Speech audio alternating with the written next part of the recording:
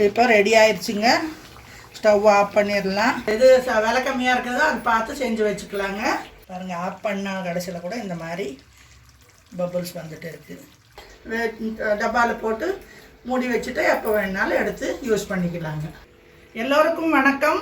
இன்றைக்கி எங்கள் வீட்டில் தக்காளி தொக்கு செஞ்சுட்டு இருக்கிறேங்க. வாங்க பார்க்கலாம்.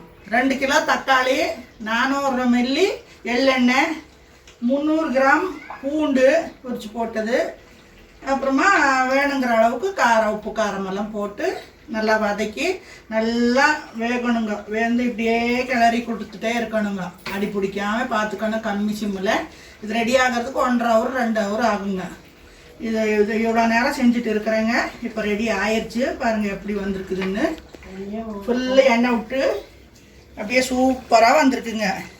இந்த மாதிரி வச்சுக்கிட்டா ஒரு மாதத்துக்கானாலும் கெடாதுங்க. வெளியே கூட ஒரு வாரம் 10 நாள் வைக்கலாம். ஃப்ரிட்ஜில் கூட வச்சுட்டு வேணுங்கிற போது செஞ்சுக்கலாங்க. எதுக்கு வேணுனாலும் தொட்டுக்கலாம். சப்பாத்திக்கு, சுட சுட சாப்பாட்டுக்கு. எங்கேயாவது நீங்கள் வெளியே போகிறீங்கன்னா ட்ரெயினில் போகும்போது இந்த தொக்கு கொஞ்சம் எடுத்துகிட்டு ஒரு சப்பாத்தி எடுத்து வச்சுட்டு கொண்டு போனால் கூட போதுங்க. இந்த சுட சோறு எடுத்துகிட்டு போனாலும் போதுங்க. இந்த பேச்சுலர் பசங்கள்லாம் வெளியே வேலை செஞ்சுட்டு இருக்கிறாங்க. அவங்க வெறும் சாதம் மட்டும் வடிச்சுக்குவாங்க. அம்மாவங்க இந்த மாதிரி செஞ்சு கொடுத்தா புளியோகரை கொஜ்ஜு அந்த மாதிரியெல்லாம் செஞ்சு கொடுத்தா கூட இந்த மாதிரியெல்லாம் செஞ்சு கொடுத்தா அதை சாப்பிட்டுக்குவாங்க. ஹாஸ்டலில் இருக்கிற பசங்க பொண்ணுங்க எல்லாம். நீங்களும் இந்த மாதிரி உங்கள் பசங்க இருந்தால் செஞ்சு கொடுங்க. நானும் இந்த மாதிரி செஞ்சு வச்சுருக்கிறேன். டப்பாவில் போட்டு மூடி வச்சுட்டு எப்போ வேணுனாலும் எடுத்து யூஸ் பண்ணிக்கலாங்க. பூண்டு, பெருங்காயத்தூள் இதெல்லாம் போட்டு செஞ்சதுனால நல்ல வாசனையாக இருக்குங்க. வெந்தயம் இதெல்லாம் போட்டிருக்கிறேன். சூப்பராக இருக்குங்க. உடம்புக்கு ரொம்ப நல்லதுங்க. இந்த மாதிரி புள்ளப்பத்தவங்களுக்கு கூட கொடுக்கலாங்க. பாருங்கள் எப்படி செஞ்சுருக்கிறேன்னு காட்டுறேன். வாங்க. பூண்டெல்லாம் எவ்வளோ வந்திருக்குதுன்னு பாருங்கள். பூண்டெல்லாம் எடுத்து அப்படியே சாப்பிட்லாங்க. நல்லாயிருக்கும். டேஸ்ட் நல்லாயிருக்கும். பாருங்கள் எப்படி எண்ணெய் பிரிஞ்சு வந்திருக்குதுன்னு. தக்காளி விலை கம்மியாக இருக்கும்போது இந்த மாதிரியெல்லாம் செஞ்சு வச்சுக்குங்க. எது விலை கம்மியாக இருக்குதோ அது பார்த்து செஞ்சு வச்சுக்கலாங்க. யூஸ் ஆகும்.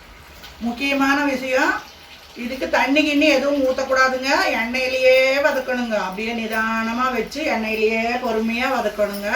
தண்ணி ஒரு தொட்டு கூட படக்கூடாது. தண்ணி பட்டால் கெட்டுருங்க. பூசணம் முடிச்சுடுவோங்க. அதனால் தண்ணியே படக்கூடாதுங்க.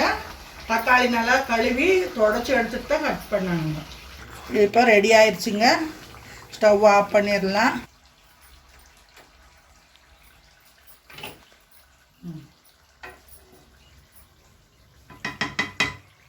பாருங்கள், ஆஃப் பண்ணால் கடைசியில் கூட இந்த மாதிரி பபுள்ஸ் வந்துட்டு இருக்குது.